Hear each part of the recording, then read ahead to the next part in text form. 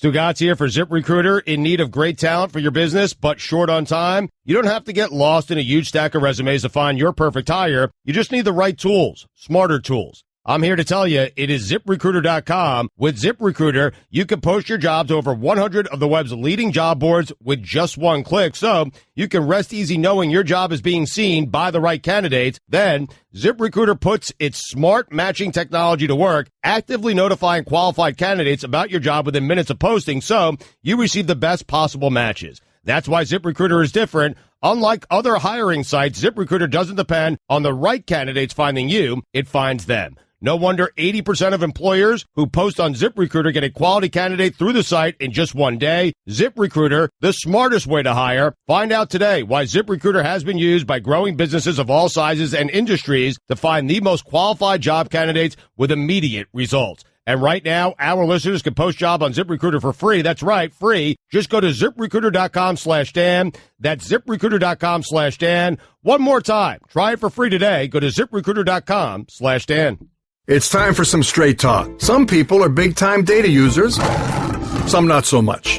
Well, Straight Talk Wireless has unlimited plans of all sizes, like the newest, with the first 2 gigs of data at high speed, then 2G for just $35 a month. That's unlimited talk, text, and data, all on America's largest and most dependable networks. Big or small, everyone saves with Straight Talk Wireless. Best phones, best networks, no contracts, only at Walmart. A month equals 30 days. Please refer always to the latest terms and conditions of service at straighttalk.com. This is the worst of the Dan Le Batard Show with the Stugotz podcast. An amazing outburst on a plane by a hockey player. We'll get to that in a second because I really don't understand this level of debauchery. It's not something I will ever understand, even as I live in Miami. We'll get to that in a second. Domonique Foxworth in with us today always makes things a little bit better around here. And I'm wondering if we can discuss, because I know many of you are like, oh, here comes the Cam Newton show. Oh, let's not do the Cam Newton show. But I do think there is a place here that we can discuss this in a way that's fun. And basically, it's to mock Stugotz's appearance on Mike and Mike this morning. Thank you. Okay, where a lot of people were, I didn't see it.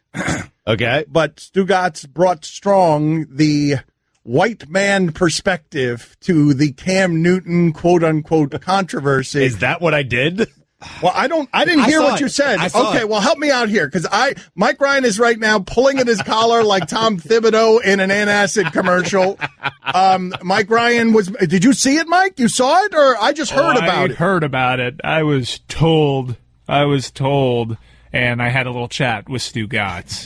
Did, yes. All right, so I want to discuss this. I want to discuss this honestly and transparently in a way that might be interesting, because I do believe that the white man does not know what he's allowed to say anymore when it comes to some of these things. And the white man is very frustrated by this new world order where women and minorities speak up on behalf of equality. And really, if you want to get into, if you don't know what Cam Newton did, he was asked a question by a woman. We'll just play the sound for you quick. I do not want to drown the show in news coverage of Cam Newton making, this comment. I know you take a lot of pride in seeing your receivers play well. Devin Funchess has seemed to really embrace the physicality of his routes and getting those extra yards. Does that give you a little bit of an enjoyment to see him kind of truck sticking people out there? It's funny to hear a female talk about routes. Like,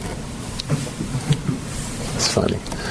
But fun is coming along, man. We're gonna. All right, so that's it. So that sentence was enough to send us into a tizzy. And let's start here, okay? Mm-hmm.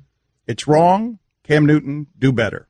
Like, we could just leave it there instead of arguing and angry mobs. We could just point out to him, hey, it's wrong. We get a little overzealous with this stuff. It's wrong. Don't do that. This is about the search for equality, and you're treating a woman like a lesser being who can't possibly know much of anything. It's condescending and it's wrong, and don't do that.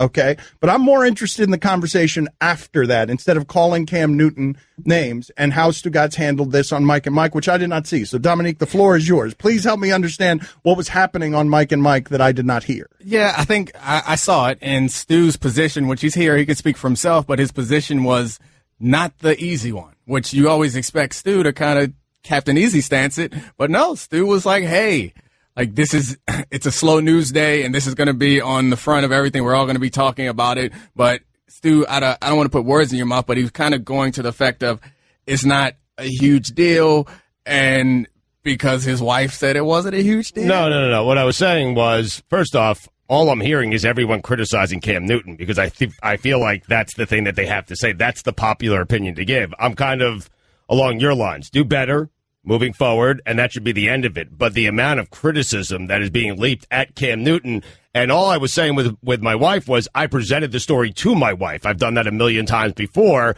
and I wanted to get a female perspective, and she too said, yeah, it's kind of funny to hear a woman talk about the NFL and wide receiver routes. She said that. Well, okay, so. Yeah, and I've heard women say that here recently, and this is not the best room right now because we got a whole lot of men in here to address this. A number of things that I found interesting about it. One at the top of my list is, man, Cam Newton for a long time now has known how to get up there and not say anything the way the quarterbacks learn. And the idea that this would comfortably come out of his mouth in a setting where he's being super careful as quarterbacks are suggests to you, okay, this is an environment where women are lesser. The environment that these guys work in a lot of times sort of feeds, women are objects that are here to please me. That's the world of celebrity. It's not just athletics. The women exist to please me. They are objects of desire. They are not men. They are not to be respected like men. Like, this is the world that he works in, that he could be that comfortable. I mean, that guy purposely goes up there and says nothing as part of the job description. And that's not the joke guys make when they're up there. And it must be something awfully comfortable in his world if he's willing to do that. Is that surprising that it'd be comfortable in that world, in the world of the NFL? It's surprising to me, because I've played in that world, but I guess it's also not surprising in some regard. Like, I've been a part of conversations in locker rooms and participated in them, frankly, about women that were, just flatly objectifying. And I'm not proud of it, but I also feel like underneath it all, everyone kind of knew and had a deeper respect and knew better than to, even if they didn't have that respect, like they even knew better than to not talk like that outside. Like, my feeling towards women is, like, it's changed as I've become more mature and gotten more and more away from that sort of culture and just be more enlightened. But what do you say to the guy like Stugotz? And this is, look, man, this is not just with women. It's not about Cam Newton. It's where America is right now, where the white man wants to stop being told what he can and cannot say by people who have historically not had the power of the white man. And so how is Stugotz supposed to handle this particular layered degrees of, yes, it's wrong, but the reaction is outsized? Or, yes, it's wrong, ladies, but I don't want you to bring all of the baggage of previous injustices to this conversation where he's doing something that's a sentence that we're now feeding on because he's Cam Newton and because it's football and because it's news and because this is an issue that women now have more of a voice on and they deserve to not be treated like that.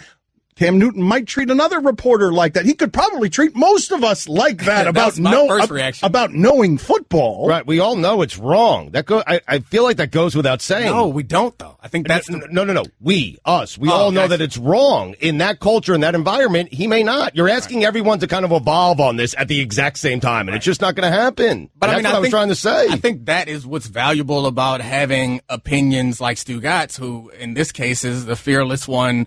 Running into the storm is there are a lot of people who don't know this is wrong. There are plenty of people, and I think Roddy White among them. Yes, Roddy White supporting. There will be people who fall in this hole. But what about the greater frustration that so many people like Stugotz have, which is I'm not allowed to have an opinion on this that runs counter to everyone else who's fighting for equality. Like, this is a frustration that is running across not just sports, not just this issue, all of America right now, where the white man feels threatened by minorities, by women coming and demanding their equality, demanding to be treated respectfully, even in environments like this, where one sentence can become rightly a source of shame for Cam Newton that might be even oversized and disproportionate to the crime, but it's part of making everyone evolve at the same time. It's part of, you can't wait for Cam Newton to evolve. You got to force him to evolve. You have to force him to evolve. I agree with that. And the shame does that. I bet you he doesn't do it again.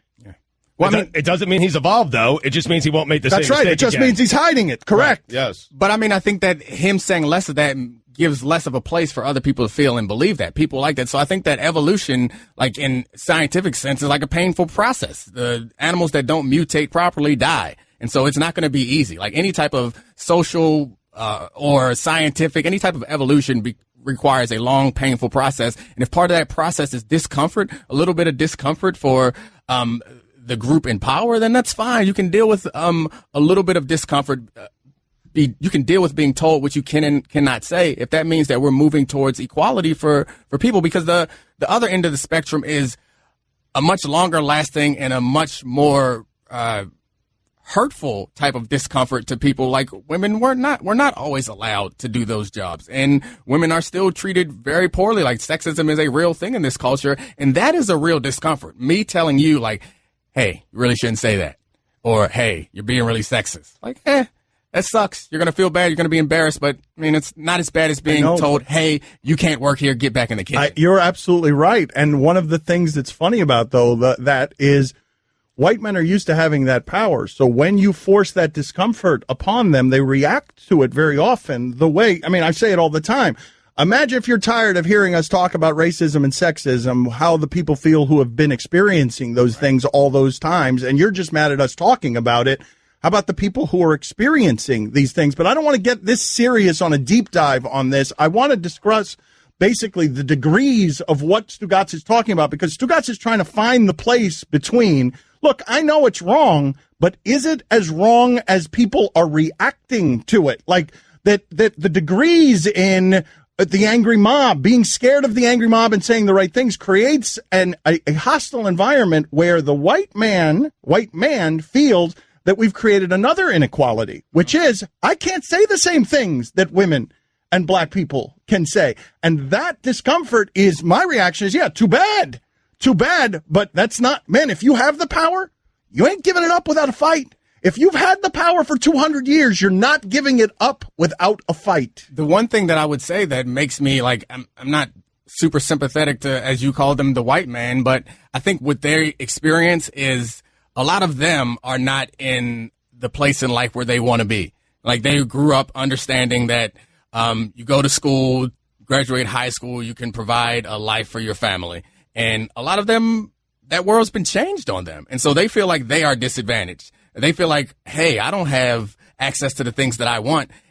And they hear you saying or me saying like, but you're a white man, everything's okay. But then they look in their bank account and they look at the opportunities in front of them and like, hey, like things aren't okay for me either. And then on top of it, you can't say the stuff that you were comfortable saying. Like, I'm not saying that to extend any, like forgiveness for anything that's been done wrong. But I think at the core of any progress, like you need some empathy. And that's something that we all lack. So I'm trying to extend empathy to them in hopes that they'll also extend some empathy to people who've been under this oppression for so long. Don Le Batard. Texture writes in, spectacular interview with Lane Kiffin, you flabby jerk. Did you forget to ask him why nobody can stand to be around him for more than a couple of weeks, you chunky baby boy? You got me, Texture. You called me a flabby jerk. And then you came over the top and you ran up the score with chunky baby boy. Stugotz. What is this voice and face? No, I'm defeated because I had retorts and I could use the vocabulary to lash back, but instead I'm just defeated. You look like a chunky baby boy. Yes. This is the Don Le Batard Show with the Stugotz on ESPN Radio. Our thanks to Domonique Foxworth for being in with us today. If you're not familiar with his work, he is a former NFL cornerback who has also been an executive in the NFL Players Union and the NBA Players Union. And even though it makes him uncomfortable when I say this, he also has an MBA from Harvard. So those are his qualifications. Still sitting here right across from Stu. Sitting across from Stugotz. Yep. Mike, help me here. Help me understand. Help me understand how to do this. How much of this Cam stuff? Like, I know that people are tired of social commentary in their sports that has nothing to do or very little to do with sports. But for the last 20 years, this is the way I've been doing it. For 20 years, I'm more interested in the societal stuff than I am in the sports stuff. And so help me manage this one. As everybody is talking about Cam Newton, and I try to figure out after we get to the hey, you're wrong, don't do that, then the next degrees of outraging each other on being more morally righteous and virtue signaling, and everyone yelling at Stugotz because he has dared to say that that sometimes men are surprised when they've underestimated women who know football. And if there are 7 guys at a table and a woman is talking football in a way that knows football better than they do, they're always surprised by it. How do we govern and manage all of that? Not everyone, just Mike and Mike, by the way. What happened with Mike and Mike? I don't know what happened. Was it contentious? Was it bad? It wasn't contentious. It just they didn't want to have a conversation. I was trying to have a conversation. I was trying to present the other side. They didn't want to do that. Yeah, and I don't even know that you were trying to present the other side as much as you were just asking questions and questioning the motives and the intensity of the reaction. And they were offended by it, I guess. And it seemed like they both just kind of went back and forth with telling Stu how wrong he was, which, I mean, that's an appropriate reaction to something that you hear, but it also was like they missed an opportunity, I think, to have a further conversation. And so often we talk about how kneeling is the wrong way to protest. And I feel like bashing someone who says that is the wrong way to address it. If there are people who are watching who might be able to learn from this, when they see that happen, they're going to turn off. In that respect, you do a better job of discussing these things than I do, because my tone is always getting in my way in lecturing, and I am with you on, we've created an environment where it's very difficult to have a conversation about any of this stuff. You're either getting yelled at or you're fighting. It's interesting because Stugotz never finds himself in the position where he's driving a thought-provoking discussion with one of his... It was a shock to everyone's system, I know. But I think because you kept leaning on, well, my wife didn't have a problem with it, it allowed them to sort of jump on you and make it an all-too-easy sports discussion that, it's funny, it's 10:23 a.m. Eastern Time. How are people already sick of this story? Probably Twitter. We've had it on our show for one segment, and we're getting enough of that.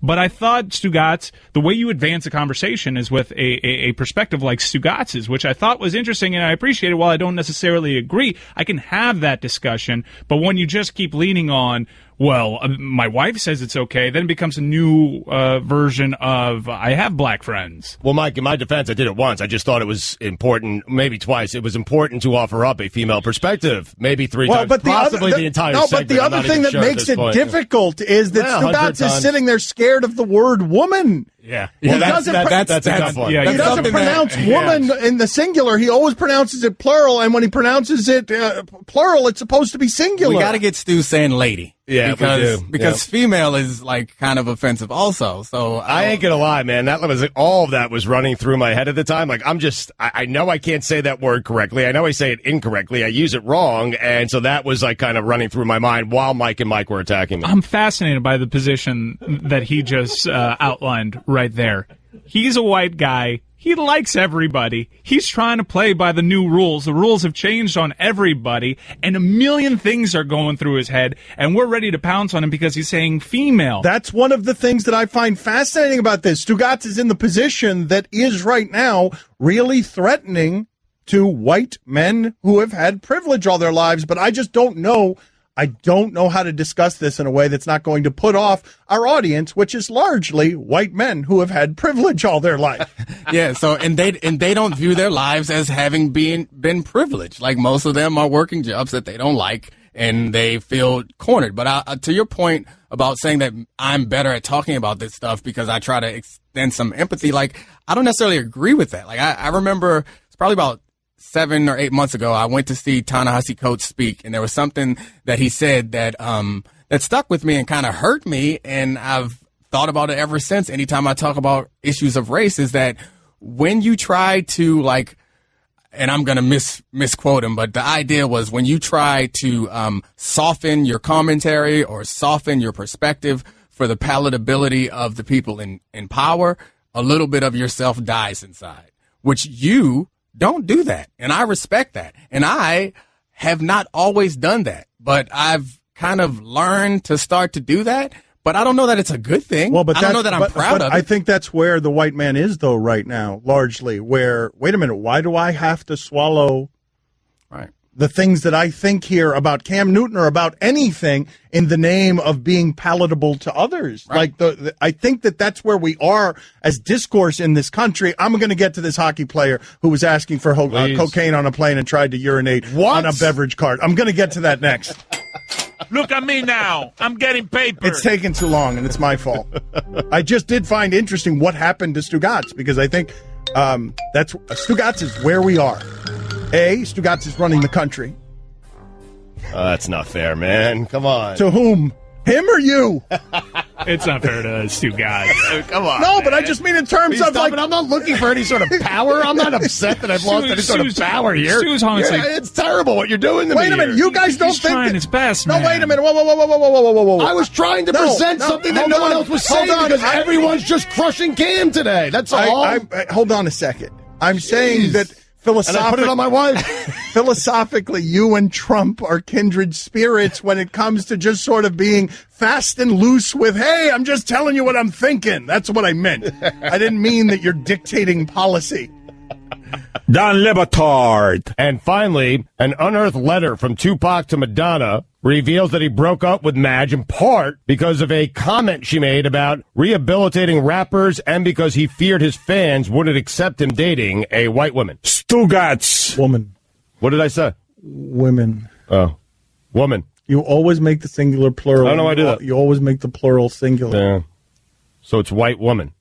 Bingo. This is the Don Batard Show with the Stugotz on ESPN Radio. I'm just very grateful we've got a very different Stugotz today. Like he is, I'm surprised he didn't storm off the set of Mike and Mike just screaming. I would have loved to have seen it, by the way. What am I allowed to say? Can you guys tell me what I'm allowed to say?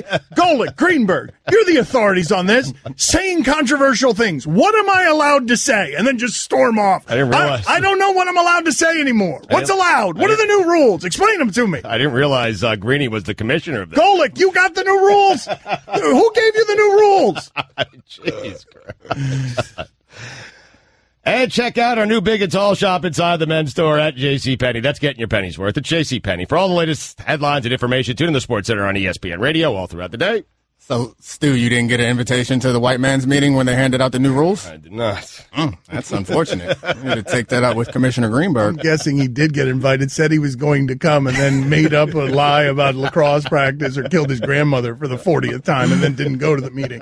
On not the fair on Grandma, man. It's only been 20 times. All right, so here's this report. The report about this guy who's been in the NHL for a long time. He's got 708 career games, 164 goals, 264 assists. He's played for the Red Wings, the Flames, and the Florida Panthers, the Stars. And he is accused of having an outburst on a flight to Prague in which he threatened flight attendants, demanded cocaine, and tried to urinate in a food cart, according to a Czech Republic report.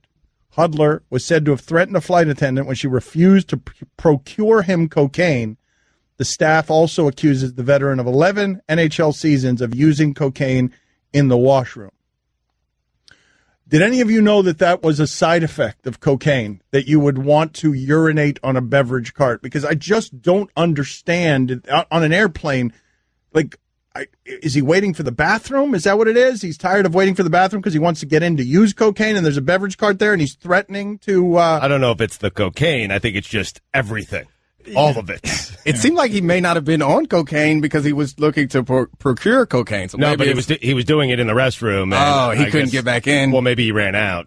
Well, what was making him want to get back into the bathroom, do you think? Well, first of all, I'm inventing this entire scenario because now you've got an image in your mind of a hockey player. I've got him in uniform for some reason. Yeah, like wearing pads with a stick, wandering around the plane. No teeth. Right? Front teeth out. Right. Skates awkwardly walking. Yeah.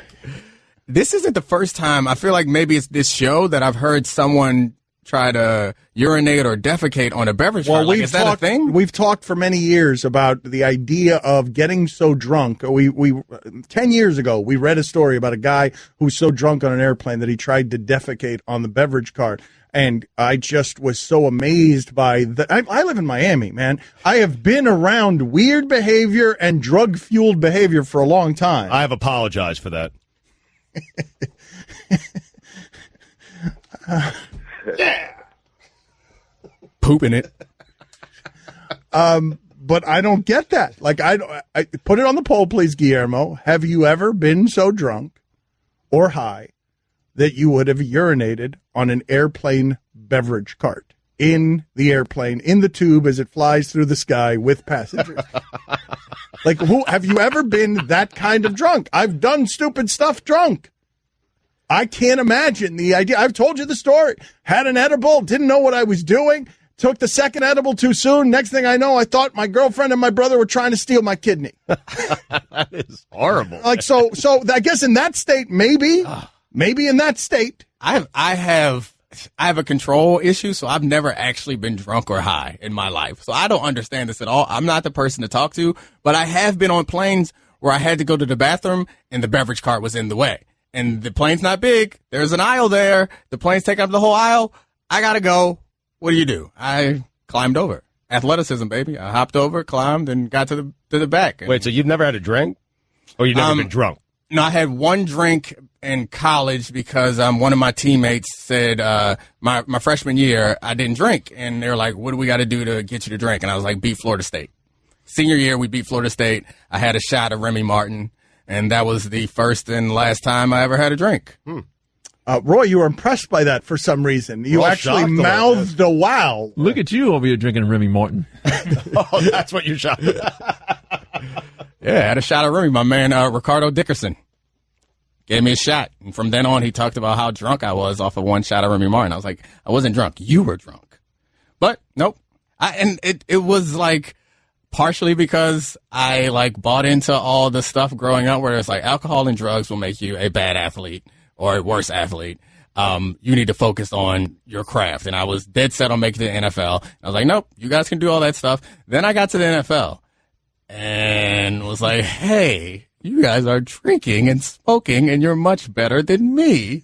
What have I been doing wrong this whole time? So you were maximizing with all your discipline, your skill set, and you get to the league and everyone's partying and you're like, you guys are so much better than I am. Yeah, the first time I went to, before my rookie season, I went to a party that one of my teammates was having, and this was kind of my welcome to the NFL moment. Earlier in the day, I practiced against Jerry Rice, and I was like, hey, that's cool. Welcome to the NFL. Then that night, we had a party, and I walked in, and there was a pool table with a pile of cash on it that guys were playing dice for, and it was probably a couple $100,000 in cash. Like, it was a big pile of cash from a bunch of guys playing. Then there were naked women running in and out of the kitchen to the pool, and there were some women with, like, a line of cocaine on a glass table. And I was like, whoa, this is the NFL. And that was like before I even played a game in the NFL. Never, ever went to a party like that again. It was like, hey, this is supposed to be life. What happened to all that?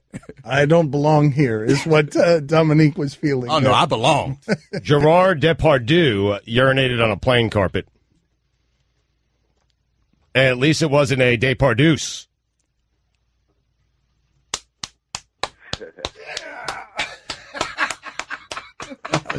That was amazing that you got his name right. I'm amazed by that. Kinda. All of it. In the area, in the realm of getting his name right. Let's sell some ads. I was close, right in the neighborhood. Good enough to get the joke off. Life insurance is Stugotz is back, baby. You rattled him, Mike and Mike, but he's back, baby. He's back. Stugotz Teflon I'm John. staying away from serious topics moving forward. Did a little bump in the bathroom, and now he's good. What? Whoa. Whoa. Whoa. Catch more of the Dan Le Batard Show with the Stugotz, 10 to 1 Eastern on ESPN Radio and ESPNU. The competition is heating up in your fantasy football league, and it's safe to say that you have some relationships in your life that are feeling the effects. Make up for it today by sending a gorgeous bouquet from 1-800-Flowers.com. Nothing tops the excitement of a 1-800-Flowers bouquet. To order a dozen multicolored roses plus an extra bouquet for just $29.99, go to 1-800-Flowers.com/Dan. That's 1-800-Flowers.com/Dan. 1-800-Flowers.com/Dan. Dan Le Batard. Our thanks to Domonique Foxworth for sitting in with us. He has sucked at the reads today, but he don't think so. And even if he does think so, he doesn't think he's going to suck at the next one. Stugotz. Fox and Socks. Socks box knocks. Knox and box, Fox and socks. Knox on Fox and socks and box. Socks on Knox and Knox and box. Fox on socks on box on Knox. Take that, Dr. Seuss. This is the Dan Le Batard Show with the Stugotz on ESPN Radio. If you were listening yesterday, you know that George Foreman has challenged that weasel, Steven Seagal, who is he has challenged him to a fight. George Foreman is going to box him. And Steven Seagal can use whatever it is that is in his arsenal other than weapons. George Foreman with us now. We're always delighted to talk to George. Thank you for making the time, George. Why did this happen? Explain to me how this came to be that you're challenging him. First of all, you talked about that Google earbug. I had that thing in boxing years ago. When I got hit so hard, I'd hear all kind of languages. You know, the idea that you can take care of yourself, you can be in excellent condition, and nobody wants you to fight anymore. I thought this is a grand opportunity after Mayweather fought McGregor for two guys similar in ages and both boast to be able to still fight. Put on a boxing match. I can box. We could use that Enter the Dragon format where you stand there and the guy does what he does and the other guy can't run anything. Let's stand up and fight. I think it would be a great match. I'm ready for it. I challenge him because he's still active. He's active. Well, that answered my question. Why, Seagal? George, how much of this is about money?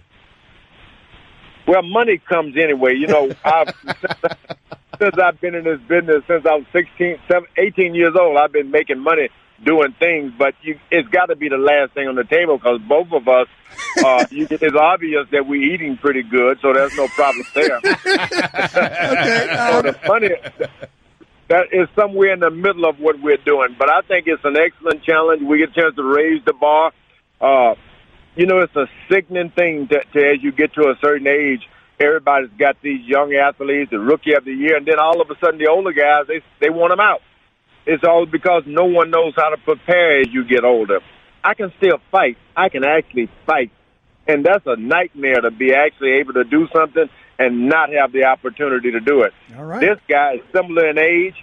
Why not? All right. I think it's a great thing. All right. Have you heard from Steven Seagal's representatives? Has anyone contacted you? Because we're with you. I want to get behind this. I want to help you do this. Help me help you. Have you heard from anyone in Steven Seagal's camp? I have my representative in California talking and finding his guys in the studios, and they're trying to do something. There's some great interest there, but the presentation has to be correct because he doesn't want to be called out and talked about.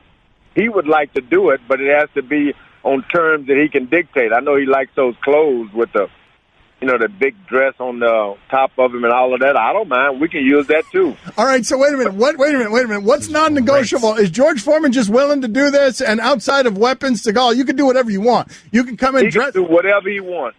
I think that it was a crime for Mayweather to fight McGregor, and McGregor not able to use any of his arsenal from that MMA. Nothing. That wasn't a fair fight. So I would do it and let it be a fair fight. But George, he's going to leg sweep you, and you're going to end up on the ground, and then he's going to use his, he's a black belt. He's going to use his ground game to harm you. You're going to crush him on your feet, but if he gets you on the ground, you're 68 years old. Like something might happen to you.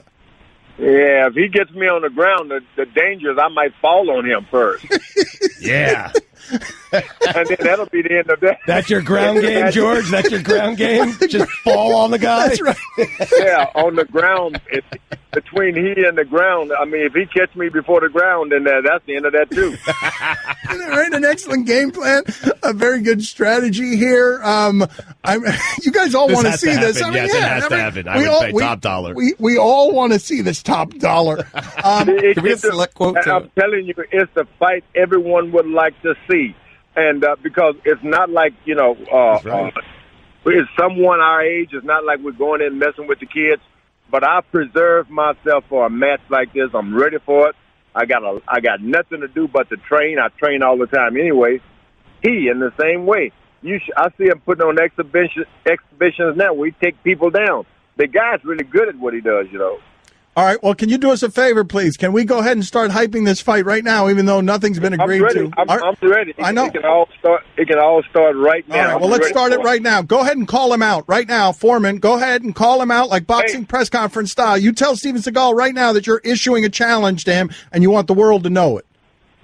Steven Seagal, look, this is Big George Foreman. I want you to know you think you're welcome into the world, but it's getting in a small corner now. I want you right now. Otherwise, I don't want you going around talking about and telling people you can fight. And all of these master art, martial art moves you have are real. Unless you fight me, be quiet. All right. USA. Yes, USA. USA. USA. USA. USA. Is that why you're doing this, too? Because he's a Russian citizen now? I didn't even know about that. Yeah. Okay. Yeah. All right, so it seemed fairly ridiculous to you that we were just chanting the country. Yeah, but it's very important. Can you imagine that? The superpowers. What is it called? The Cold War is on again. It's heating up, though. Feels like Rocky IV, man. It is. It's heating up. George, we've never talked to you about your partying days. I want to hear, before religion, before God touched your life and you found God, what did George Foreman's partying days look like? All I was interested in was potato pies, banana cream pies, and banana pudding. I didn't care anything, but I danced a little bit, but I'd eat a lot. My whole life was built around eating and loving to eat. A party for me, set up a buffet, and I'd be the life of the party. Yeah, I am so with you right there. That's what it sounds like. The orgies and everything and the drugs, that's for other people. Just pie. Just it was all about pies. I wasn't a cake man, but give me a pie. All right, George, how could you eat pie? Tell us how George Foreman would eat pie. You could eat more than a pie in a sitting, couldn't you?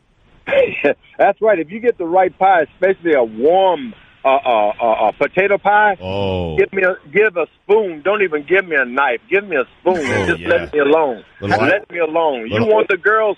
Get the girls. Give me the pie. Yeah, George. I like what you're saying here with the ice cream, of course, right? Ice cream with that pie. Oh man, there you're going. Yeah. But that's all I cared about was desserts and food. That's all I've ever cared about. You got a grill in there. Yeah, it's just tremendous. All right, George, we're going to make this happen. We're going to figure out a way to make this happen. Now, it'll probably make us sad when we watch it, but we are looking forward to creating it. I'm telling you, I'm going to be in excellent shape. You're going to see a guy. You will not believe the condition I'll be in. And I'm giving him enough time to shape up and look good himself. George, we understand that. It's still a 65-year-old man fighting a 63-year-old man. But there's nothing wrong with being 65 anymore. There's nothing wrong with it. I'm telling you, everybody's going there. May as well have an audience. Good point. Okay. I'm not going to argue with them. I want to. Can we throw ESPN's budget behind this, please? Disney's budget. This is the next thing that has to happen in sports: a super fight between George Foreman and Steven Seagal. What's wrong, Dominique? Yeah. What's the matter? Yeah, and like I said, it's that Enter the Dragon format. You remember Bruce Lee standing there before the guy? Sure. Yes. Right there, nothing but punches, no pulling, no holding, fight. When's the last time George Foreman put those hands on somebody? It's been a long time. It's been a long time now because I used to bluff my kids. All of a sudden, they're all bigger than I am, so I don't mess with them anymore. How many Georges are there? Giant. All I do is talk and negotiate with them, but it's been a long time.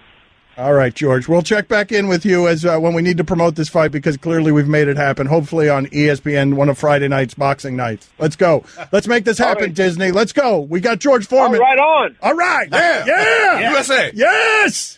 Pies. Money, money, money, money. You think we could get all the money and we could pay George and Steven in pies? Dude, what do you think about that, guys? I'm down with that. I don't want the money. I want I the didn't think about pies.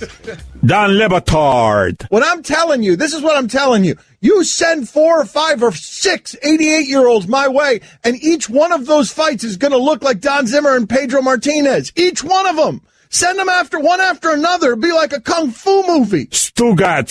Send them one after another, and I'm telling you, I'm dusting a dozen 88-year-olds, one after the other. They're like zombies. They can come all at once, one after another, with my hands.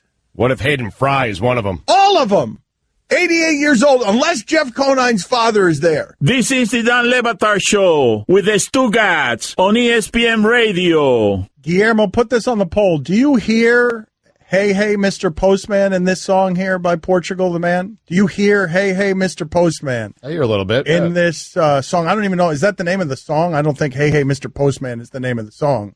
Not this song. I know this song's not named Hey, Hey, Mr. Postman. I don't think Hey, Hey, Mr. Postman is named Hey, Hey, Mr. Postman.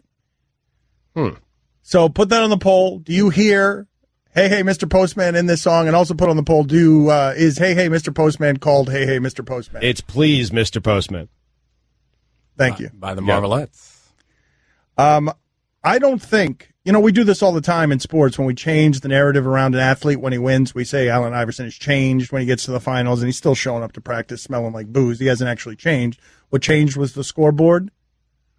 George Foreman has changed more. Jimmy Johnson is in this conversation than anyone I've ever covered in sports. And I'm wondering who else you would nominate for people. Keep in mind, George Foreman was Mike Tyson, pet tigers, height of menace, terrifying to people.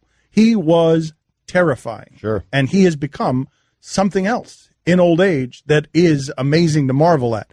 Jimmy Johnson, the football coach, is a different human being than he was when I covered him, because he actually got perspective staring into his mother's coffin. Yeah. Like fell in his son's arms, realizing, look, I haven't been the right kind of person being this dictator that I had to be in football. I want a quality of life that is more sunshiny. I'm going to have fun.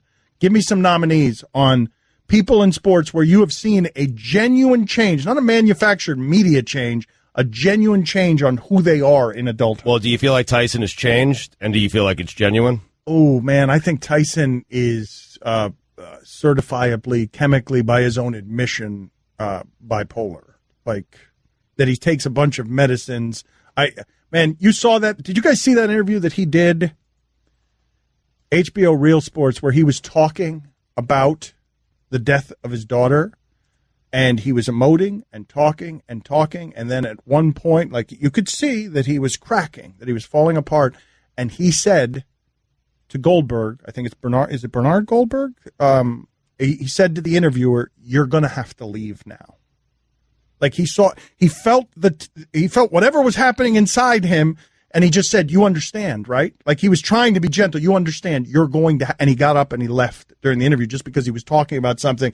I think that Mike Tyson isn't actually more gentle than he's ever been. I think that's you're always a step away from maybe him not being so gentle. So I struggle with this question just because I feel like we're all always changing. I think I'm much different than I was 5 years ago or 10 years ago, but I think just about any athlete that's maintained some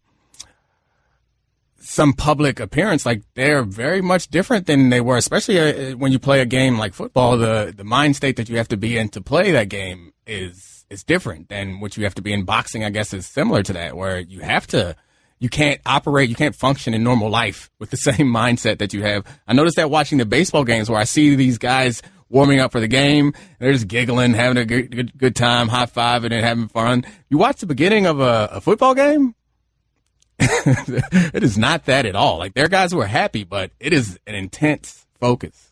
How about Andre Agassi? Did he change? I feel like he changed along the way, no? Right. Well, he grew up, right? He became more mature. He was flamboyantly immature in his youth. And then, yes, he became, his biography is one of the best books I've ever read and is the best biography I have ever read in terms of him because he has really done a lot of self-study and he has arrived at a place of awareness that he didn't have that awareness when he was 20 years old. But I'm telling you that, imagine, yes, Mike Tyson has had some of that crafted for him because he's in the movies. George Foreman, like this, and maybe he's crafting it too. This is simply not the same human being that, he found God. The change was, I believe, if I'm not mistaken, that the change was in the locker room of the Rumble in the Jungle where he found God, and he some people are saying, well, you were dehydrated. But he's saying, no, I found God, and he has been there since then. And he carries himself with a spirituality. I just haven't seen a whole lot of instances in sports when menace morphs into charm, warmth, and spirituality. Because I'm telling you, he was the most feared man in this country. Yeah, but I'm not sure that he was any different, though. Like, media was less pervasive back then, and it was not that it's that much different now, but you kind of become a character as an athlete. Like, people want to put you in this character, and he's a big black man who was knocking people out in the 60s. Like, what other character is he going to be? I'm not sure that he was that different if you got to know him. I mean, based on his own admission, he was in the pies back then, and he's in the pies now. I'm not sure I believe him, though. I think you might be right on him. He has now crafted this persona. And this persona says pies, yeah. Jolly grill salesman that doesn't want to be talking about a past that doesn't include food. A lot of people have texted in Brandon Marshall, that Brandon Marshall has changed. I mean, there's been some growing up there. I think that's some of the natural maturity in seeing someone go from 20 to 30 in professional sports. I was going to suggest Brandon Marshall, but then you mentioned Mike Tyson, and I feel Brandon Marshall, he sought help, and he treated it. Yeah, I mean, Brandon and his rookie year was in Denver, and he and I became good friends then, in part because we lost Darren Williams. He was murdered there, and Brandon was there at the time. Darren was a good friend of mine, and Brandon and I kind of went through that at a young age together, and that was one of the many pivotal points, and I think him addressing his feelings, but I don't think Brandon is that different. Like, Brandon, his public persona is different, but Brandon's a good dude, like a nice, smart, Were you there guy, when he was, like, punching televisions? Were you there through the Denver time where he was having incidents? Didn't he harm his hand punching a television in a domestic dispute? I don't think I was still there in Denver, but we maintained a relationship. So, I mean, I guess, I don't know. It's so hard because we don't actually know any of these people. And it's hard for me to listen to people talk about how there's been these major changes when you never knew who the person was. Well, hold on a second. Will you concede? Like, when am I allowed to know somebody, though? I'll grant you, I spent some time with George Foreman. He wasn't a friend, but I've known Jimmy Johnson. I'm telling you, he's a different human being than he was when he was coaching. Well, yes, you know Jimmy, and we know that, but maybe it's I think what Dan is saying is the perception of the athlete has changed. Yeah, so the where perception Foreman went from this menacing guy to this lovable. Right, and I guess my argument against that is, like, that's the perception is one thing, but we all change and mature and grow and change on a daily, yearly, hopefully basis. Like, you're not the same person you were 20, 15 years ago. I know I'm certainly nowhere near. Like, I think I'm a much more. I'm the same. Stugotz is the same, maybe less evolved than he was 20 years ago. You know what's interesting is a lot of people attribute the difference in what we see in LeBron James to winning and culture. But no, he was with us when he was an 18-year-old man, and that's a natural progression that he's going through. Yeah. He's just going through it publicly. By the way, the voice that you heard throughout this segment was Domonique Foxworth of ESPN. I didn't make that clear before we started the segment. Sammy Sosa has changed. Don Batard. Never going to stop. I am what I am, man. I'm 44 years old. I ain't changing. Stugotz. Why change now? It's worked. Here I am. Sitting next to you. Filthy rich. This is the Don Batard Show with the Stugotz on ESPN Radio. Here's your SportsCenter update. Jaromir Jagr will play a 24th season in the NHL and his first with a Canadian team. The Calgary Flames announced Wednesday that they have signed him to a 1-year, $1 million contract. Back to the motherland for old Jaromir.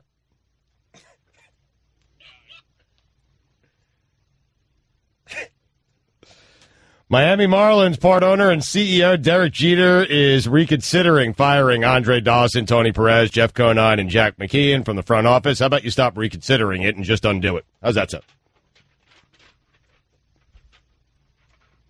Meetings, considering, you did something wrong and undo it. Decisive. Jeez. Right?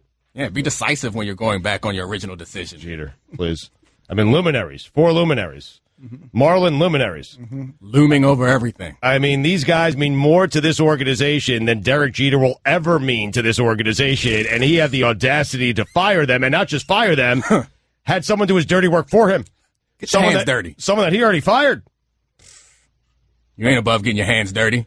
He fired David Sampson, and after firing David Sampson, he called David Sampson and said, listen, Sampson, I can't fire these 4 luminaries, so you do it for me. Or else I call off the sale.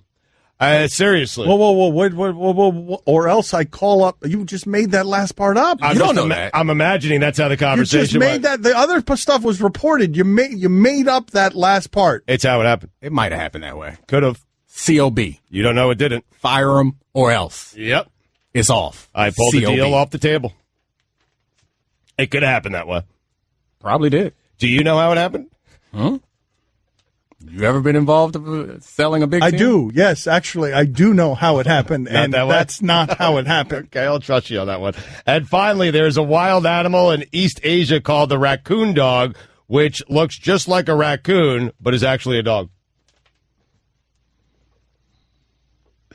Here's the select quote difference. Most companies give you one option, one policy, one rate.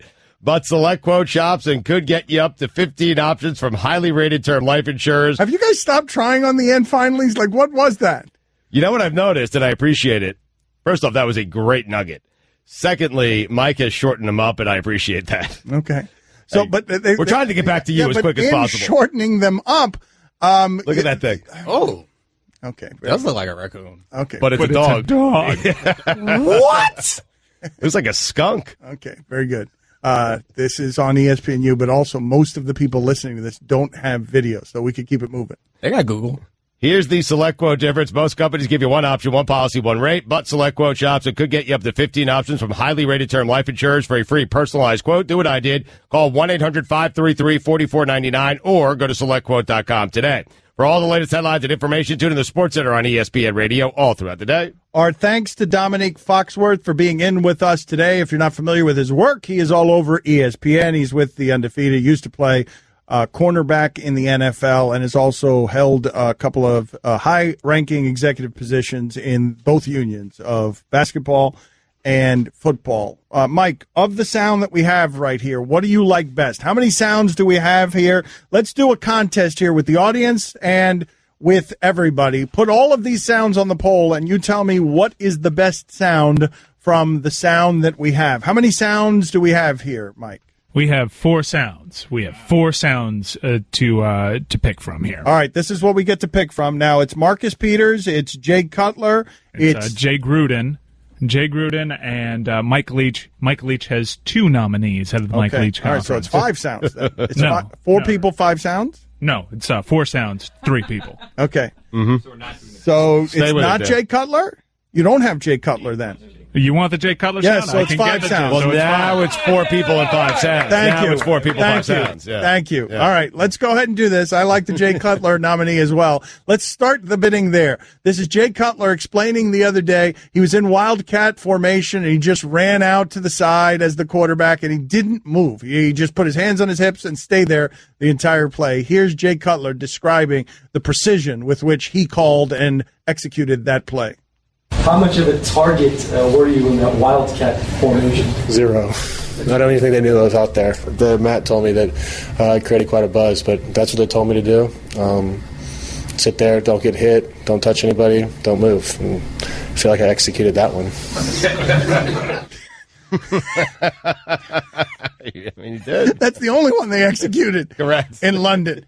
The only competence that the Dolphins showed was Jay Cutler executing that play flawlessly. So that sound is leading at the moment. Yes. Okay, what else we got? We have Marcus Peters, a great cornerback for the Kansas City Chiefs. Well, he doesn't think so. Marcus, were you actually shocked, how much they were trying to attack and go at you tonight? Man, hell no. They wasn't attacking me. I killed my damn self. You feel me? I should have kept backpedaling on that first touchdown. You feel me? Got a little push in the back, but it's the game of football. You feel me? I came out and I was hella weak today. You feel me? I gave up 2 tugs, but we came out with the victory, so I'm gonna take it as a learning experience. You feel me? We gonna chalk it up and go in the meeting room, and then you feel me? Kick back, chill, and relax. And you caused that fumble at the end of the game, of course, and Justin got that for the touchdown. How did you feel about that? That made my game go from hella weak to weak. You feel me? So I ain't hella weak. I'm just weak this week. Next week I'll get back on my though. So yeah. I want that guy on the show, man. I mean, that's 7.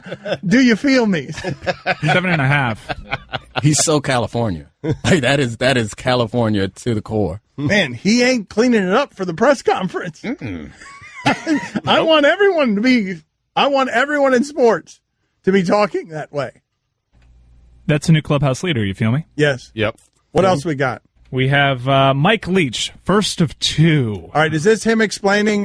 He was asked whether a stadium is loud. Is this the one? That's one of the two. The first one is post USC victory. He was describing the scenery. Coach, heck of a win. What's it like there right now? It's a good win. There's a lot of people. It's like Woodstock, except everybody's got their clothes on. He's great, man. He is, but that's not as good as Peter's. He's great. He's a loon. Yes. He's just a loon. Perhaps more evidence by this sound. Oklahoma's louder, A&M's louder. Texas is on the bubble. Nebraska was definitely louder.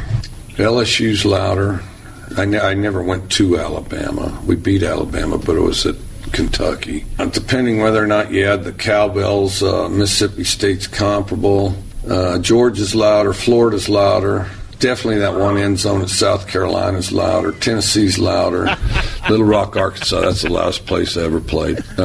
Entirely concrete structure. It's as if you had a football game in the neighbor's basement and all the kids were yelling louder than hell. And you could tell when you were starting out, you'd clap your hands and you'd hear it 5 times and yell, go, go, go, go, hit, hit, hit, hit. Well, then after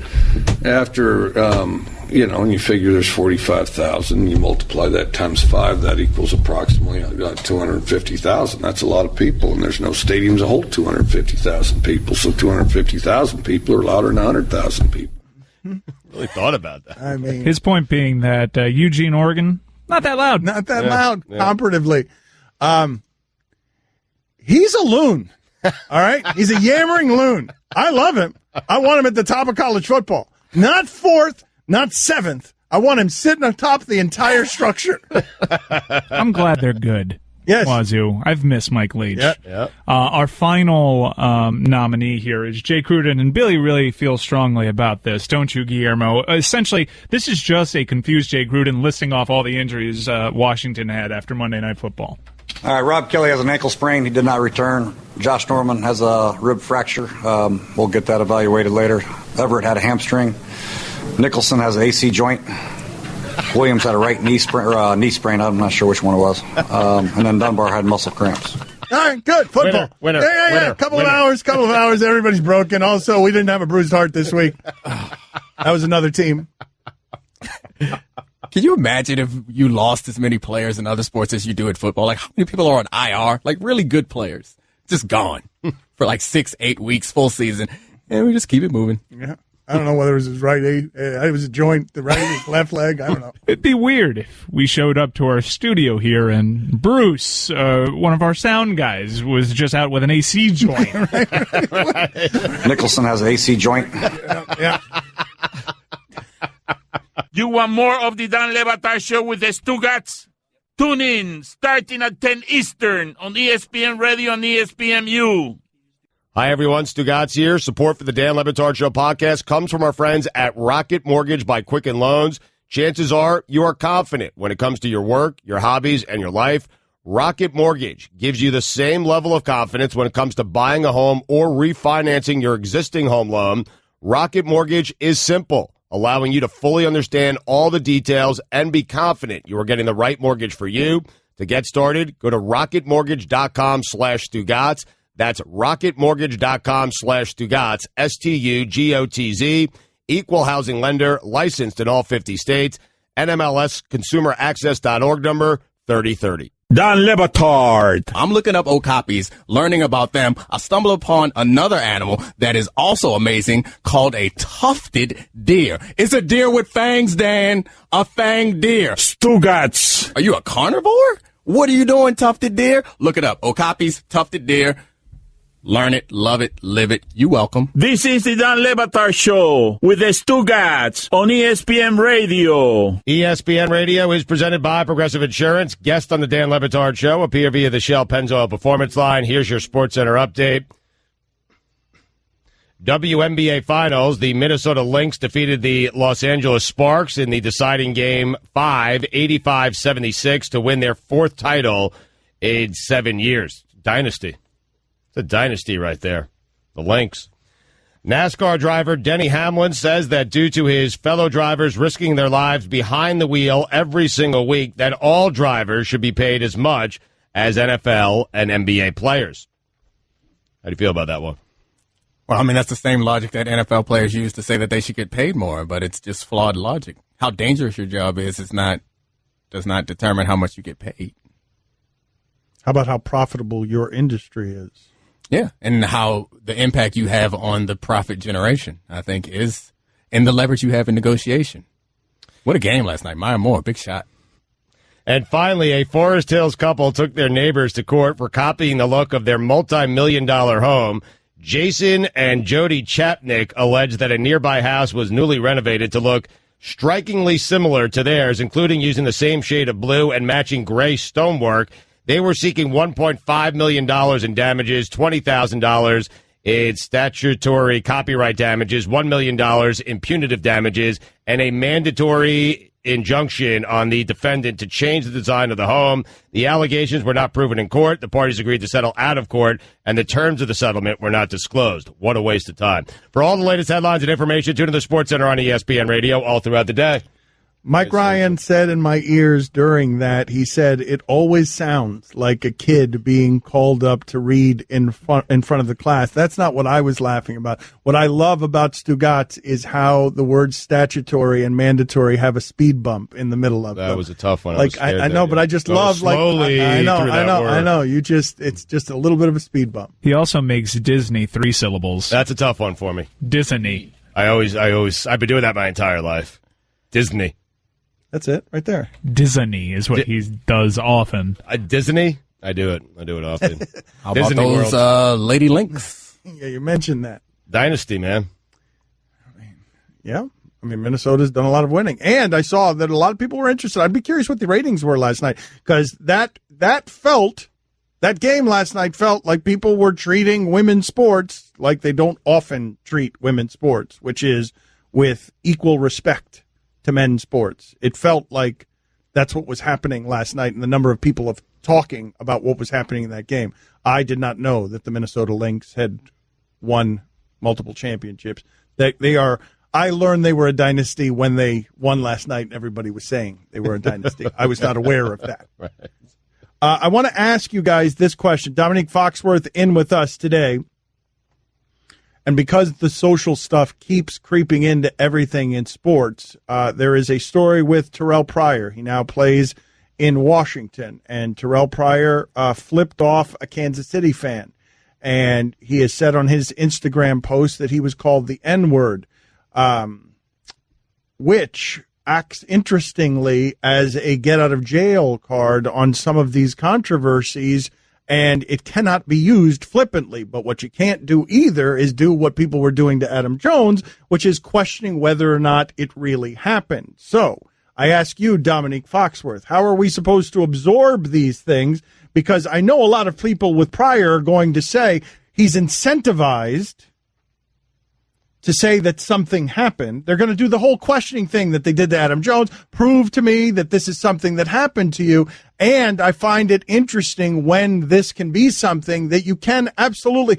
Mike, when did this happen? Was it with Marcus Smart in college? Where if you find yourself in the middle of a controversy and are black, the controversy may have been caused by bad behavior that we would all understand you reacting to, or it's also in this climate something that can help you get out of bad behavior if it's not true. So how do I handle all of that?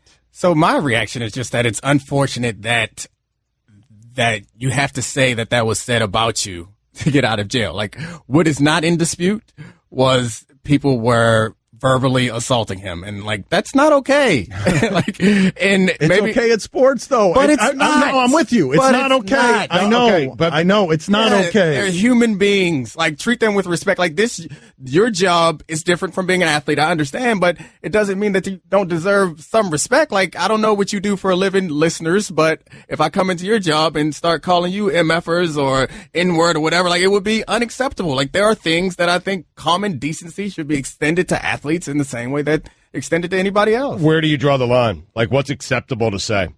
Can I say you stink? Can I say you... Stugotz likes to heckle. It's a conversation we've been having for a long time around here. I don't like the idea of heckling athletes, but Stugotz thinks it comes with the price of your ticket. Can I call my quarterback a bum? What can I do? Because I also don't like athletes telling me how I should act at the games. I feel like if I buy a ticket, within reason, as long as I don't cross the line, I should be able to say whatever. Everyone's got a different definition. So I'm asking him, what's crossing the line? What's the line? I'm not the judge. I think we need to talk to Commissioner Greenberg. Commissioner Mike Greenberg? Yeah. You think we should ask him what's the line? On these sorts of things. Commissioner Mike Greenberg, where is the line on... I mean, of course, right? Michael Bennett, when he was on CNN, I mean, it's simple, obviously. I mean, Doug Baldwin's there, incredibly educated on the subject matter. He sounded really informed on CNN. And something that Michael Bennett said that seemed so simple, right? Maybe even just obvious. But he said, can we all just be nicer to each other? Right? Like in the middle of this town hall panel about race, Michael Bennett is basically pleading with people, can we just be nicer to each other? And Stugotz's answer to that is, not at sporting events. I don't have to be because I'm paying to heckle. Yeah, but I just don't get why that is an enjoyable experience. Like, you show up to watch the game, you know these guys are working hard, they're doing their best, the game is over, and some reason you want to say F you to them, and that's somehow them reacting like makes you feel good. Like, why is that? Man, I've had a long day. I traveled to the game. I go to the Yankee game the other night. Saravino's out there. So has he. And he's, you know what? He's had a long day. What, he stretched. He had a couple of snacks. He got his arm warmed up, and he went out and threw a baseball. He didn't have the same day that I had. So I go there, and he gives up 3 innings in a big game, must-win game in the first inning. I want to yell something at him. Within reason. That's You're a bum. That's not a bad day for that guy? He's had a bad day. And then this clown... I've had a bad day. So then you should commiserate. Well, he gets paid Why don't you for say, his bad day. Hey, guy, right. I understand how you feel. You got paid for your bad day, too. Hey, guy, no, I understand how you're feeling. No. I, too, had a bad day. No, I paid to watch his bad day. I paid good money, a lot of money to watch his bad day. This reminds me of a thing I was on Twitter the other day, is just how different being a professional athlete is, and like things that are accepted. Like, I was just struck by the fact that when I was a player, after the game, we just all take off our clothes and get in a communal shower. Like, we just finished our day at work. And we all just got naked and got in the shower together. Well, did Domonique offer to you the way that he did to me, or was that a private? He was saying we should have a team shower after today's show, just so that we can be more acclimated in the environment that he grew up in. We should change sports media into sports culture, and we should all do things like that. Like, we need communal showers. We need somebody to berate you. Like, when Stu's leaving, I expect that fans should yell, "Hey, Stu, you're awful today. F you." And call you all sorts of racial slurs. It's right there on Twitter, man. Every day. Please do it. It would be so weird if Stugotz was reacting to a racial slur with a middle finger. I think I mean, I don't want to root for that environment exactly, but I need it. I want it to happen. I would love to live in an environment, not just sports. I want all jobs to be like that, where we all just, and I know what I'm going to get met with, they get paid millions of dollars. It doesn't mean we don't have feelings. Mm-hmm. Let's get back to the idea of communal showers after the radio show. I'd be so embarrassed. My time to shine, baby. Hold that thought. Let's sell some ads. What happened, Fats and Info? What happened there? Or were you just thinking about the communal shower? Were you thinking about, like, hiding behind a washcloth? What? I mean, I'm totally in as long as it's not televised. Okay. Roy's in. Oh, yeah. Don Batard. A standing ovation for Meryl Streep. Hey, come on. She's been nominated 20 times, and she's won 3. She's a 150 career hitter. Very bad per. Streep. Stugotz. 150, Dan. I get you back, sent back to the minors within a week. She's Buddy Biancalana. My sense is you agree with me on this. This is the Don Batard Show with the Stugotz on ESPN Radio. Stugotz, during the break, fresh off a 5-0 weekend against the spread, Stugotz, the best prediction weekend he's ever had, has said big bounce-back game tonight for the Patriots. Yep. Bounce-back game. Yep. Listen, the last team you want to face after a loss is the New England Patriots, and they lost last week, and they lost at home, and, you know, Bill Belichick's been working them hard for 2 days since that game, and they are ready to go tonight. And here's the other thing. Brady's been sacked. He's on pace to be sacked more times than he's ever been sacked in his entire career, but the Bucs have only sacked a quarterback once this year. That sounds like prep. Where'd you get those numbers? Where'd that come from? Saw it on Twitter. All right. Good work by Stugotz. Digging deep on the numbers, looking at the research, and he has said there will be a bounce back from a defense that has not been able to bounce back with Bill Belichick. Not one time in all of the games that it's played this season. I was enjoying your analysis until you actually gave me analysis. I was turned off by that. I wanted you to go with they bounced back because they were embarrassed. And they're going to come back strong. Heart of a champion type stuff. That sort of stuff. My bad. I brought facts into my argument, which I never do. I'm sorry about that. Won't happen again. Thank you. They are on First Take here. That's Domonique Foxworth. You could catch him, the undefeated, all over ESPN's platforms. He is on Highly Questionable this week, all week. And they're talking to Josina right now on ESPN on First Take. They are consuming this Cam Newton story, and I'm wondering, given where ESPN is right now politically and in terms of the narrative, I can look at this screen right here, and I know how often you guys get mad at me because I'm tackling social stuff. But having seen how awful many of you can be to women when they're in here with us or just in general, or how dumb I was about women when I was Cam Newton's age, I'm watching this TV screen, and I could see how people might be looking at this, given how there's a lot of cavemen in our demographic. And they're like, I just don't want all of this. I don't want Josina on here giving me the woman's perspective on this story because I just don't want women around this man cave that I've created to get away from the social stuff and equality and women that you just want to go into the man cave. I can see where it is that people are tired of us and the way that we keep doing it, which isn't meant to be confused with the idea that we shouldn't keep fighting for it. But I could see how you would find it wearying that you just want to turn on your television or your radio and talk about the Tampa New England game tonight, and you don't want us talking about the N-word and Terrell Pryor, and you don't want us talking about, Cam Newton and sexism. I can tell you I'm frustrated by it. I am, because you know how much I love sports, and I do. I want to talk about the games. I want to talk about big bounce-back night, heart of a champion type stuff. I do, and it seems like every single day when I turn on Mike and Mike or I'm on my drive down here, it's another story that has something to do with sports, but not playing. Barely. But not the playing of sports.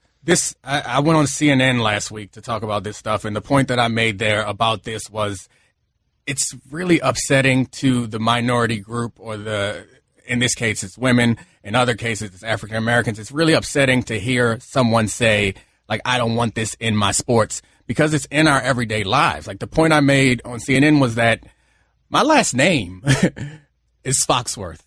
My dad's last name was Foxworth. His dad's last name was Foxworth. But prior to that, and somewhere along the line, it was a name that was given to us by a slave owner. Like, there's not a day where my blackness is not something that I have to deal with and have to, and I don't mean dealing with blackness like it's a problem, but being black in America is a problem. Being a woman in, like, the world is a problem that, and I don't want to get misconstrued, like, being in it of itself, it's not a problem, but the way that our society exists, those things are problems that impact our, and for women, their everyday life. So when you hear someone say, like, I don't want to set aside 5 minutes of the national anthem to look at you kneel, like, it's my whole life. And the same thing is true, I assume, for women. It's like oh, man, I don't want to have to hear women talk about how they want to be treated fairly. It's their whole life. They're so brave, man. Like, I'm telling you, I watch what's happening on television here. I do not have the personal confidence of my intellect or of anything to walk into an environment of women where I'm hated before we've even started. That people do not want me in this space before I've even started. I I couldn't do it. I could not do this in that space, and I certainly couldn't do it this way in that space where I don't have to worry about my appearance. Yeah. I don't every time I am on television with a woman, I feel for them because of the lengths that they have to go to get made up, just so that when they're on television, you don't have something else that you can attack other than their words. Right. It's tough because every time Mina's here or Sarah's here, and I try to tell them, hey, because they're going through their mentions and they're getting clobbered, and I hate that our listeners do it. I hate that it's done in general. I'm trying to tell them, hey, just find the positive ones. And they're like, listen, easier for you than it is you don't for know. me. Yeah, we can't know And what it's they're like. right. Yeah. But I want to ask you guys this question, though. As we attack all of this stuff that many of you don't want us attacking, Muhammad Ali just died. And he just died in a way that we really celebrated all of his pioneering after his death. And isn't this us sort of being the children of Ali? Like, do you really respect what he did and who he was, and that his death meant something outside of sports? I mean, it wasn't that long ago. It just happened where we were singing the hosannas about Ali and his powers. And what you're seeing is the children of Ali in sports right now have put this in your sports coverage. Like, I believe that that's something that ought to be celebrated. Yeah, I mean, it's funny because I often get from very ill-informed people a criticism of Colin Kaepernick is that they bring up Martin Luther King and say, see, he did it the right way. But you don't understand, he was arrested like over 20 times and shot to death on the balcony of the Lorraine Motel. And he lost his patience many a time. Like, you're taking the pieces of MLK's message that you want instead of all of MLK's message. And I mean, and the point there is that people don't like to be told that they're wrong. Like, there's no right way to do it. And while you may see the way that people reacted during the civil rights movement as the wrong way to react, I would argue that the way that many people react to cries for justice today is, I mean, not I would argue, it is the wrong way to react to people crying for justice. Like, no one wants to do that. No one wants to humble themselves to the point to say that I'm not treating fairly. I'm not being treated fairly. I need your help. No one wants to do that. People are doing that because they need your help. And when your response to them is, shut up, you're doing it the wrong way. Stand up, show respect, blah, blah, blah, blah. All lives matter. Like, these feel like just being dismissive. Don Batard. There's a new wave of sports caveman that is always being introduced to us. And it's just, I'm so tired of fighting them. Stugotz. We'll stop fighting them then. I feel like Rick in The Walking Dead. Like, really? Another wave of you apes? This is the Don Batard Show with the Stugotz on ESPN Radio. ESPN Radio is presented by Progressive Insurance. Guests on the Dan Le Batard Show appear via the Shell Pennzoil Performance Line. Here's your SportsCenter update. WNBA Finals. The Minnesota Lynx defeated the LA Sparks in the deciding Game 5, 85-76, to win their fourth title in 7 years. NASCAR driver Denny Hamlin says that due to his fellow drivers risking their lives behind the wheel every single week, that all drivers should be paid as much as NFL and NBA players. And finally, snails can sleep for 3 years. Here's the SelectQuote difference. Most companies give you one option, one policy, one rate, but SelectQuote shops and could get you up to 15 options from highly rated term life insurers for a free personalized quote. Call 1-800-533-4499 or go to SelectQuote.com. For all the latest headlines and information, tune in to SportsCenter on ESPN Radio all throughout the day. Did you guys know that? I did not know that Denny Hamlin feels like he deserves as much money as NFL and NBA players. It really sounds ridiculous. I don't know the fan base. I don't know how many people are consuming NASCAR on a weekly basis, but I'm guessing it's not nearly as much as people are consuming the NFL and the NBA. I mean, that's a ridiculous comment by Denny Hamlin. Yes, they put their lives on the line every single week, but you know what, Denny? You chose that life. You chose it, my man. You chose it. Deal with it. And it's not like you're not getting paid. I mean, I'm pretty certain Denny Hamlin is living a pretty nice life. Pump the brakes, Denny. I was asking about snails sleeping for 3 years. Guillermo, put it on the poll. Did you know that some snails could sleep for 3 years? Has Cam Newton lost sponsors now? Is that now becoming a thing? He lost Dannon. Yeah, Dannon. Ooh, that's a big one. Dannon yogurt. Is that not his biggest one? Does he have a bigger one than that? Yeah, Under Armour, probably. women are a huge part of Dannon's base and their marketing. So, whoops. Well, that's how you learn, though. But that is how learning is forced upon people who might not want to learn. I like to think that public shame is usually enough, and I think many of you are a little overzealous with that public shame in a way that scares me because the angry mob can be really cruel. Is it learning, or, hey, it's backlash and we're taking this away from you, and he might not make that mistake again, and I hope that he doesn't, but maybe he's still thinking the same things. Right, okay, but now he's got to disguise them, and there are penalties for doing it in public. And why I don't like this being this kind of punitive. I usually think that the shame of the national reprimand should be enough, but there are consequences, and now they're messing with his money. And I wonder. His representative is saying that Dannon has not terminated the agreement, nor do they have the grounds to do so. Ian Rappaport reported that they are indeed terminating the contract. Okay. But I'm just curious, what should the penalty be? Domonique Foxworth in with us. This is a team that sat him when he didn't wear a tie. So what should the penalty be?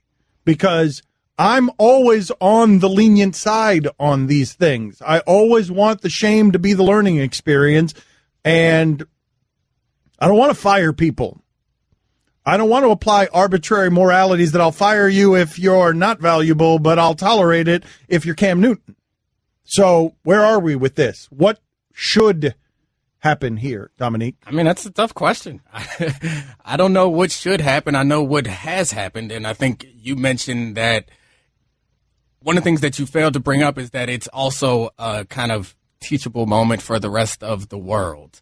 So the public shame may be enough for Cam to learn, but is the public shame enough for people who are watching to say, oh, this is serious? And while we don't know what's going to happen with the way Cam thinks and feels about these things, we could surmise that people who, like young people particularly, are seeing this and their minds are being shaped to understand in the future that this is not an okay way to think or talk. If you don't know what we're talking about, forgive me for not telling you. Cam Newton, yesterday during a press conference, he was asked by a woman a question about the physicality of routes, and his response was that was funny coming from a woman, talking about the specifics of a route. And women are bothered by this, understandably. And again, as I said earlier in the show, it's wrong. I want to have the conversation after the name calling. It's wrong, and he shouldn't have done that. Comma, not period. But I'm not interested in calling names. I'm actually interested in exploring what happens next, because I know that I am speaking to mostly men right now. And I know that mostly those men are looking at this and saying, what, are you kidding me? Are you kidding me that he's now going to be losing sponsorships over this? And yes. Dan, they might have been said, are you kidding me, just by the backlash he got? Forget about the sponsors, just the backlash, just the way the media has treated it since it's happened. Yeah, my response when I first saw it, like my immediate response was like, oh, this is bad. And then like it was, what built up in me was kind of like a little bit of anger, because in disappointment in what he said and what he did, I don't think that any of that has subsided. But while I feel the whole country and especially the media whip one direction, I am starting to understand, or at least think a little differently, or not think differently, but think about this from a different perspective, in that these are often reflections on our society and not just reflections on one individual. So we can all point at him. It's the same thing that you talk about happens with race, is when someone says the N-word, we all jump up to point at him and call them a racist and don't take into account the many aspects of the world that we contribute to that are racist. But like the point that Stu was making this morning, not so eloquently on Mike and Mike, was that this is not an uncommon opinion. And if people are listening, to be honest with themselves, if you're sitting at a table with people of both genders, 10 or so people, and then the person who jumps in with the most in-depth analysis about sports is someone who you don't know who happens to be a woman, I don't think that's where any of us would honestly put our money, and we will be surprised. And that's not defending anything that Cam says, because she's a journalist. She's a sports journalist. So then he should not expect that to be so. But those biases exist in all of us. They absolutely do. The same way where if we sat down, it's 5 men and 5 women, right?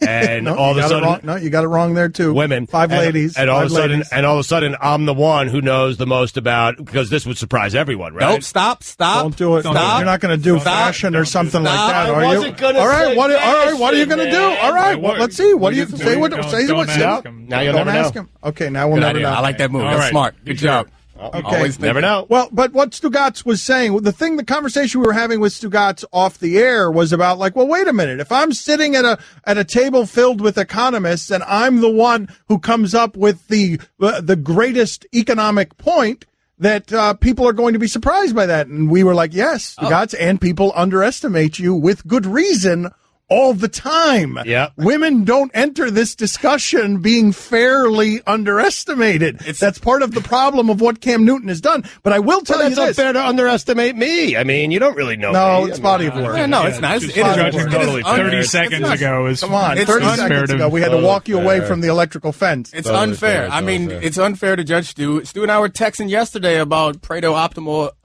theories in Thank economics. you. Thank you. It's something that Stu is sharp on, and it's not fair that you assume just because he's unshaven and he is slovenly dressed that he is not a smart man. Thank you. What's happening with Stugotz is actually Exactly where I was going. What's happening with Stugotz is actually what I find most interesting about this, because there's a lot of discussions being had about Cam Newton, and honestly, most of them are easy. I know where I stand on Cam Newton. I'm interested in what's going on with Stugotz. I am too. Because I think what's happening with Stugotz leads to this whole disenfranchised white man syndrome that's sort of all over our country right now. Hold on a second, though. I've got another layer to this that I actually think is what's happening here, or one of the things that's happening here. I believe that many of the men in our audience who are looking at this Cam Newton situation and saying, what is all this backlash about? And why would he lose a yogurt sponsorship? What is happening here? Ultimately, what you're doing is you're defending that you kind of agree with him. That you too would be surprised by a woman. Like, ultimately, what's happening here is not all of you, but you're defending your viewpoint. What's a big deal about that? That's the way that I think too, which is part of the problem. That's the way I also think.